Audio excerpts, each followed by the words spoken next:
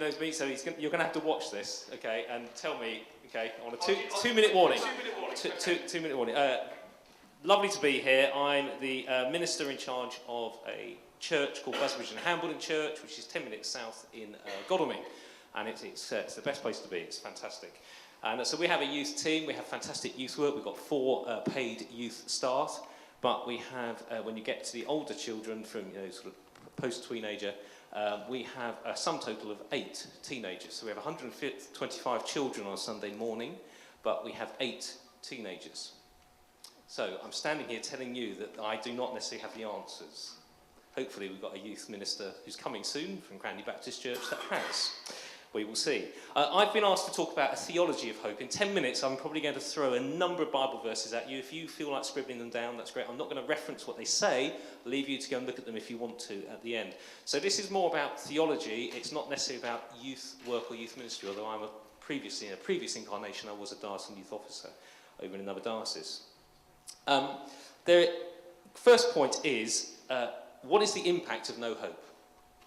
Things do not look good for the Christian church across any denomination at the moment in terms of youth ministry, children youth ministry. What is the impact of no hope? Secondly, what is the basis of hope then in a world that has no more hope?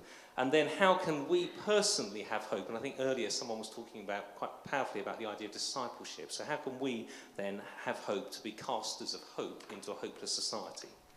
There is a story told of 2 men who were both seriously ill. They occupied the same same hospital room. One man was allowed to sit up in his bed for an hour each afternoon to drain the fluid from his lungs. This is not a true story. And he would look out of the window. And the other man, who was seriously ill and deteriorating, would often say, "Tell me what you can see out of the window." And the man would describe in great detail trees and people and a band playing and all sorts of things. And over the weeks, the man in the other bed began to get better because he had hope. He had hope because he was hearing the story of the man who was casting that hope to him. And he was making an improvement. Unfortunately, the man with the fluid on his lungs, on the final day after he described this great band outside, he died. And they came along and they moved him, and the man said, I want to be by that window now, please. Can I be by that window? I want to see the hope that man was describing to me. And so they wheeled him over to the bed. This man who had been improving as he'd been hearing the stories, he looked out of the window. And 3 weeks later, he was dead. You see, the first man was blind, but the other man didn't know it. So he wasn't looking out the window at all. And secondly, when the man looked out of the window, all he saw was a brick wall. Because the man had been trying to help, but in his delusion had been spreading a false hope. And then when the young people, or you or I, we then step into that hope ourselves, we then have to say, is it a true hope or is it a false hope? A man called Jürgen Moltmann wrote a book on the theology of hope many years ago. He's on the sort of more liberation side of things in theology. I wouldn't agree with everything he says, but he does say that hope has to be grounded in the reality of life. Compare that to a philosopher called Nietzsche, who said, hope in reality is the worst of all evils because it prolongs the torment of men. Hope in reality is the worst of all evils because it prolongs the torment of men. And yet we are dealers in hope. As Christians, if we do not deal in hope, we don't deal in anything. And we are sharers and purveyors of the good hope, the fragrance of hope, the fragrance of Jesus Christ. 1 Corinthians 15:19, if our hope is based on today, then we are to be pitied. It has to be based on something for tomorrow. If you have no hope, you have no meaning.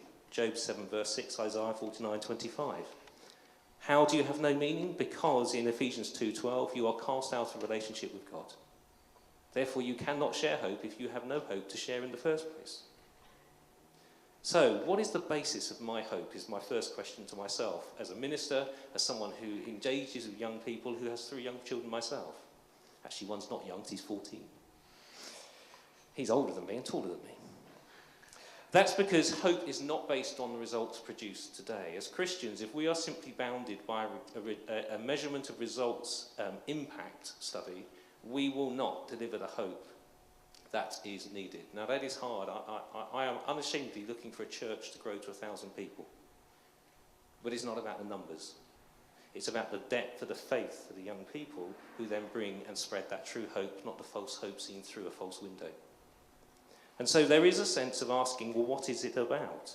Because it is essential to have hope, which comes with being right with God. You know this, I know.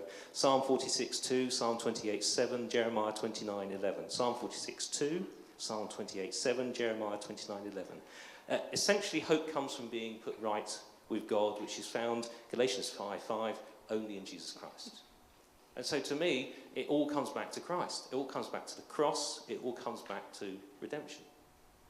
And if ultimately I'm not pointing people to that, I am not bringing true hope into their lives. In Hebrew, there are two words that are very similar for hope and trust. Tikwa is one of them, and there's another word for hope, but they both mean more or less the same thing. See, hope is about sure and certain hope in that which we trust for. Hebrews 11 is a very famous passage, the Hall of Fame. Some of you will know it. And it's full of people that did not see the hope fulfilled in their lifetime, but they spread the hope. They stayed faithful to God to the end, because along with hope is often suffering and endurance. And particularly in the New Testament, Paul makes a very clear reference to this, that hope without suffering, hope without endurance, hope without willingness to wait is no hope at all. And I'd love to be a minister of a church with a youth group of 300, 400, 500 young people, but something says to me sometimes it's about working with the ones and twos, who then work with the ones and twos, and a trickle-down effect. That's how Christ worked. He worked with his 3 closest disciples, he worked with the 12 disciples, that worked with the 72 disciples, that worked with the others. And so there is a rabbinical method of working to bring hope. That's how the rabbis would teach in Hebrew in the Old Testament. In the Old Testament, hope is based often on this life, but in New Testament, it's based on looking towards the next life. To me, it's about fusing them together. It's called realized eschatology. It's about saying what is to come is coming now. It is not yet, and yet it is yet. It's not there, but it is. It is to come, but it has come. And we live in the hope side of it, even when it seems hopeless. Let me quote a deep theologian. I love him dearly. You will have heard of him. His name is Alex Ferguson. Any football fans here? It's my team, so there we go, Man United. I'm very sorry. Any City fans, I hate you. In love.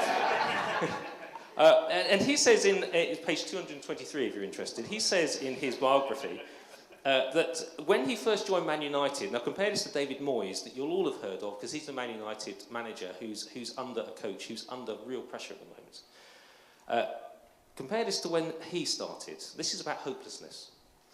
He said that there was a group of supporters known as the second board. They had unofficially appointed themselves to decide what would happen to staff. They were just a bunch of supporters. They would meet in the grill room and decide that when they thought something was wrong with Manchester United, they would let everybody know. Back then, when my position was more fragile, I was more attuned to the damage that might be done to my position by that group than anybody else. And one of the dangers of living with hope in a hopeless situation is that you focus on the hopelessness and you start listening to all the voices around you. And yet if our hope is founded on Christ alone, Galatians 5:5 again, then we are not to listen to that hopelessness. We are to spread hope, to be people of hope, to bring the true window of reality, like an icon, into other people's lives. I've got 30 seconds left. Thank you. I'm timing myself. So what does hope lead to? Well, hope, if you are a person of hope, how do you measure up to this as a youth minister? Hope leads you to love, Colossians 1:4-5. Hope leads you to have joy and peace deep-seated in your soul. 1 Corinthians 12:12, Romans 12:12. It leads you to not be bounded by today, but to have a future focus, to always be looking to tomorrow. Titus 1:1-2. It leads you to a commitment to purity for Jesus Christ. 1 John 3:3, rather than just simply to be assuaged by the perils of today. And Galatians 5:5, for a third time, is all about Jesus. That, for me, is hope. Thank you.